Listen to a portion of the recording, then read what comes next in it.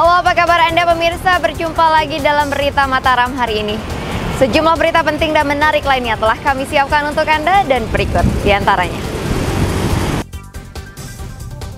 Pertahankan predikat lumbung pangan nasional, Kementerian Pertanian minta Pemda NTB kendalikan alih fungsi lahan.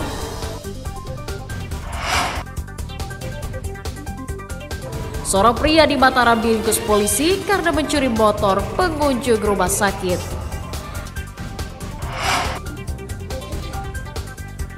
Rayakan bulan Muharram, warga suku Sasak menggelar ritual raras pusaka dengan memandikan ratusan benda pusaka leluhur.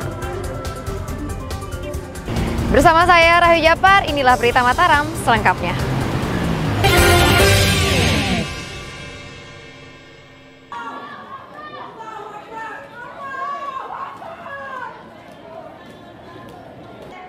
Puluhan guru honorer berbagai sekolah negeri mendatangi kantor DPRD Kabupaten Lombok Timur untuk menanyakan kejelasan nasib mereka.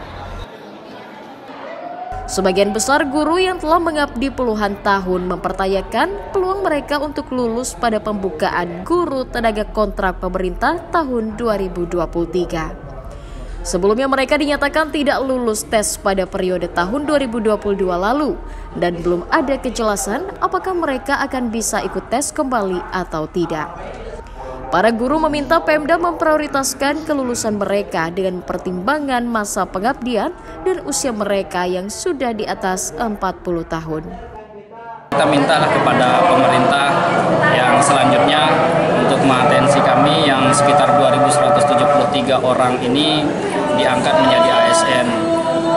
Bagaimana caranya sesuai dengan Komisi 2 DPRD Kabupaten Lombok Timur tadi, yaitu mengurangi pengeluaran yang tidak pasti di Kabupaten Lombok Timur. Pemda menyatakan akan mengangkat 700 formasi guru kontrak pada tahun 2023 dan mempersilahkan guru honorer untuk mengikuti tes. Kalau soal pengangkatan seperti yang itu ke teman-teman ini, kan sudah tahun ini kita sudah dapat formasinya, sudah ada mekanismenya, kita tunggu nanti karena secara teknis belum ada juknisnya.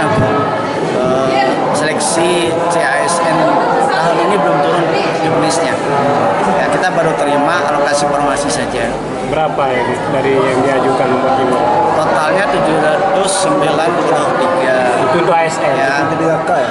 ASN P3K insya Allah. Pada akhir tahun ini, pemerintah Kabupaten Lombok Timur akan kembali membuka formasi tenaga kontrak pemerintah untuk formasi tenaga pendidik, tenaga kesehatan, dan tenaga teknis. Muhtadun melaporkan dari Kabupaten Lombok Timur.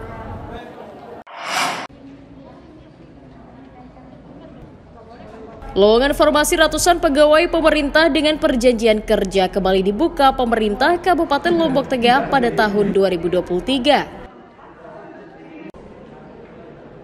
Pemda membuka 891 formasi kepegawaian dengan rincian 119 orang untuk tenaga pendidik, 713 orang tenaga kesehatan, dan 59 orang tenaga teknis. Berbeda dari tahun sebelumnya, tahun ini sebagian besar formasi yang dibuka merupakan tenaga kesehatan untuk memberi kesempatan para tenaga honorer agar bisa diangkat menjadi pegawai kontrak pemerintah. Tenaga kesehatan itu 713, sama pendidikan 119. Nakes paling banyak Oke, nakes. Awalnya dari 724 waktunya, tapi turun menjadi 713 setelah divalidasi di Menpan. Kemarin hari apa kita terima bersama Pak Sekda. Berarti yang kita usulkan sebenarnya berapa jumlahnya kemarin, Pak? Dulu 904. Yang disetujui cuma 891. Kan tadi ada pengurangan di tenaga kesehatan. Lokasi pelaksanaan tenaga PPPK masih disiapkan pemerintah daerah sambil menunggu keluarnya jadwal pasti dari pemerintah pusat yang diperkirakan akan digelar sebelum akhir tahun. Lukmanul Hakim melaporkan dari Kabupaten Lombok Tengah.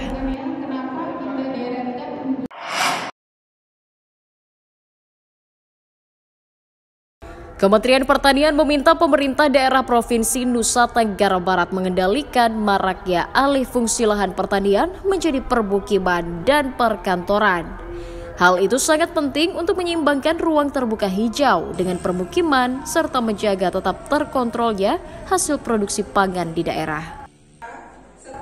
Pemda didorong mempercepat penyusunan peraturan daerah untuk melindungi lahan pertanian untuk mencegah terjadinya krisis pangan yang banyak terjadi saat ini.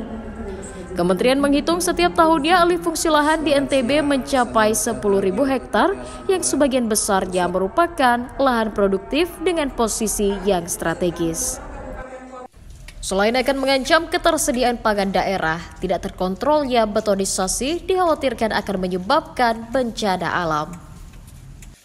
Pengendalian alih fungsi lahan pertanian karena kita melihat bahwa NTB menjadi salah satu daerah penyangga pertanian yang tentunya perlu kita bangkitkan spirit bersama karena kita melihat dari catatan dari 10 kabupaten kota ini baru 2 yang memiliki peraturan daerah terkait dengan pengendalian alih fungsi lahan pertanian, yaitu di wilayah Lombok Timur, dan tentunya kita berharap ini bisa menjadi contoh untuk kabupaten kota lain. Bagaimana alih fungsi lahan ini harus kita mampu kendalikan dengan sebaik-baiknya. Aspek tidak hanya pada hilirnya dengan melakukan penegakan aparat kejaksaan dan lain sebagainya, tapi faktor hulunya bagaimana kita sama-sama berkomitmen untuk itu.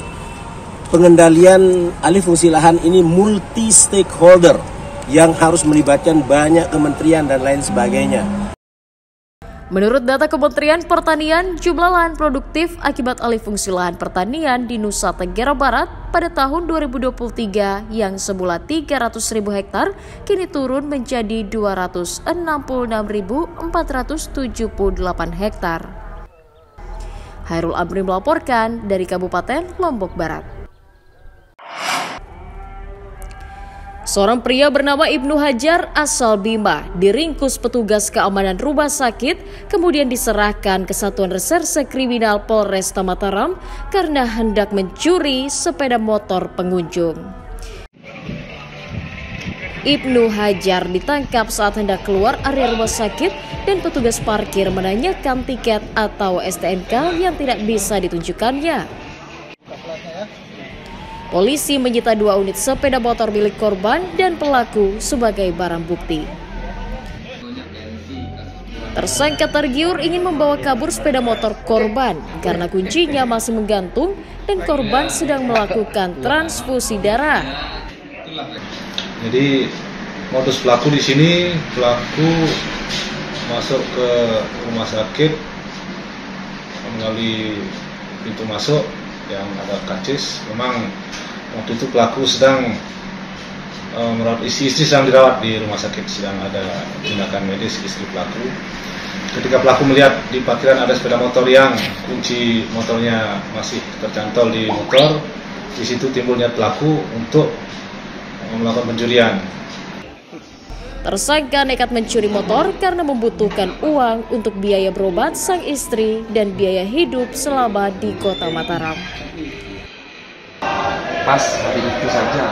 Pas hari itu sudah timbul niatnya untuk mencuri sepeda motor. Terus rencananya itu dari kalau sudah berhasil untuk jual sepeda motor itu, uang itu tergunakan untuk apa? Saya rencana mendadak untuk biaya kebutuhan operasi istri kita. Berarti istri dirawat di rumah sakit umum gitu? Rumah sakit iya. Provinsi. Provinsi ya.